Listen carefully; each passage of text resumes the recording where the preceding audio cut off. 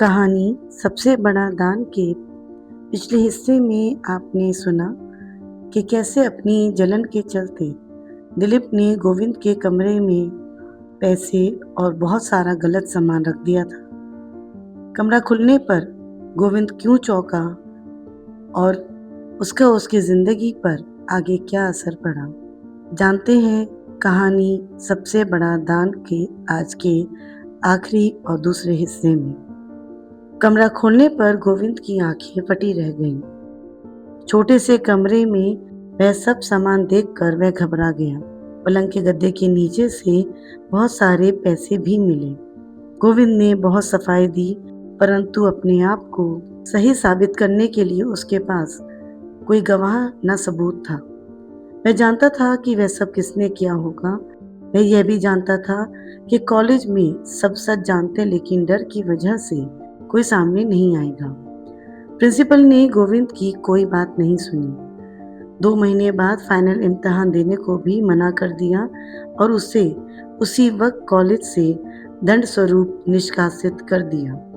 गोविंद की पूरी पढ़ाई बेकार हो गई। वह बेचारा गिड़गिड़ाता रहा, लेकिन किसी ने नहीं सुनी।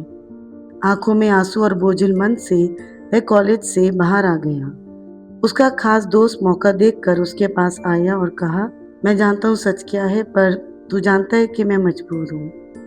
ये पता पैसे रख, इस पते पर तुझे कुछ काम जरूर मिल जाएगा। कहकर वह दोस्त अनिल वहां से चला गया। गोविंद बहुत हताश था। अपने निष्कासित होने से ज्यादा उसे माँ पिता के सपने का टूटने का दुख था। उनका उदास चेहरा उसके सामने आने लगा। अनिल का दिया पता दूसरे शहर का था। बस पकड़कर गोविंद उस पते पर पहुंचा। उसे वहां काम मिल गया और एक बहुत ही छोटा सा कमरा भी। गोविंद ने अपने घर पर चिट्ठी लिखी कि वह अच्छे अंक से पास हो गया और उसे नौकरी मिल गई है। वह अपने पास सिर्फ खास जरूरत के पैसे रखता और ज्यादातर पैसे घर भेजता। घर से जब चिट्ठी आती तो संतुष्ट हो जाता कि माता पिता आराम से हैं। यूं तो जीवन पटरी पर आने लगा था, पर पढ़ाई पूरी ना कर पाने का दुख उसे अक्सर तोड़ देता था।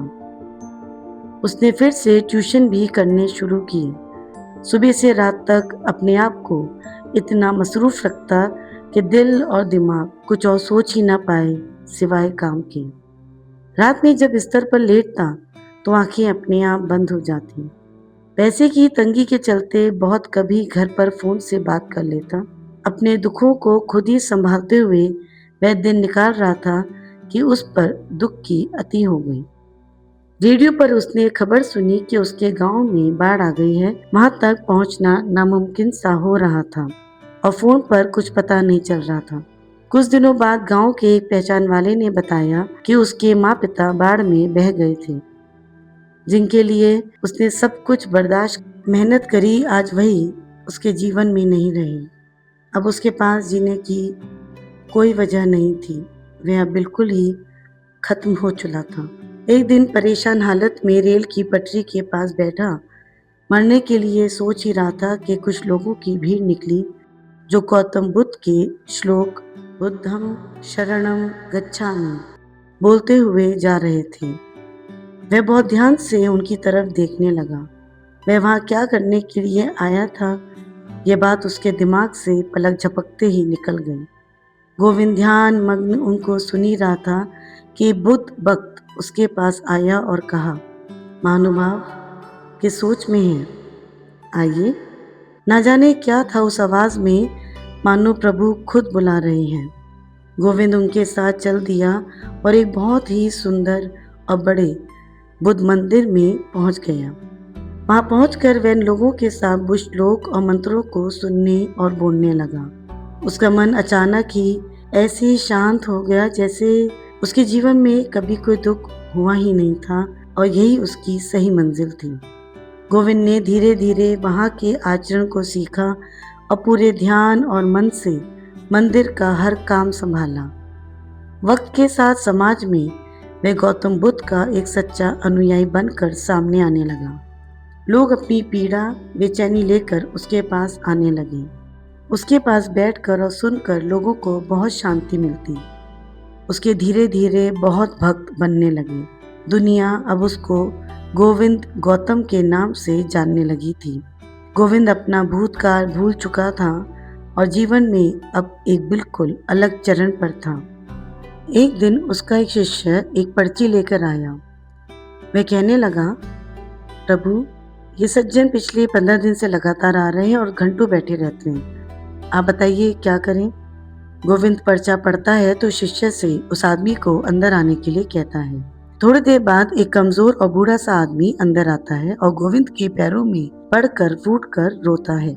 मुझे माफ कर दो, उससे बड़ा पापी कोई नहीं होगा। मैंने तुम्हारी जिंदगी बर्बाद करने में कोई कसर नहीं छोड़ी। बहुत फल भुगता हूँ उस पाप कर्म का। मुझे माफ कर दो। गोविंद शांत आवाज से कहता है, उठो दिलीप, तुमने जो करा वह गलत जरूर था, परंतु मैं बर्बाद नहीं हुआ। प्रभु की शरण में आकर मुझे नया सुंदर जीवन मिला। आज दुनिया में सब मुझे आदर से जानते हैं और इसी तरह मेरे माता पिता का सपना भी पूरा हुआ। लेकिन तुम्हें क्या हुआ? दिलीप रोते हुए बोला, गलत परवरिश का गलत फल मिला।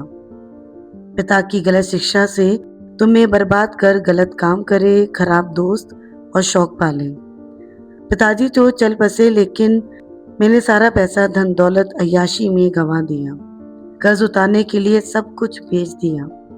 न परिवार बना पाया और न ही खुद को।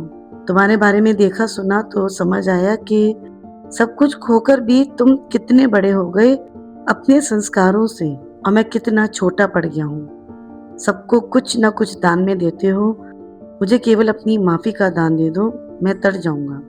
गोविंद मुस्कुराकर कहता है, माफी की बात ही नहीं, मुझे तुमसे अब कोई शिकायत नहीं है। फिर भी अगर तुम सच्चा पछतावा है तो मेरी माफी के रूप में तुम्हें आज के बाद एक काम करना होगा। हाँ, जरूर करूंगा, तुम जो भी बोलो मैं करूंगा। कहते कहते दिलीप के चेहरे पर चमक आ गई। आश्रम के पास में एक विद्यालय है, तुम उसका काम पूरी मेहनत और ईमानदारी से संभालो। बहुत शिक्षा ग्रहण करो और बच्चों को भी बहुत शिक्षा का ज्ञान पाने में मदद करो। इसी रूप में मैं तुम्हें माफी का दान दे सकता हूँ। बोलो, क्या तुम्हें स्वीकार है?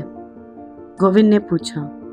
दिलीप ने दोनों हाथ बढ़ाकर गोविंद के हाथ अपने हाथ में लिए और उसके चरणों को आंसुओं से भिगोकर केवल इतना कहा, स्वीकार है।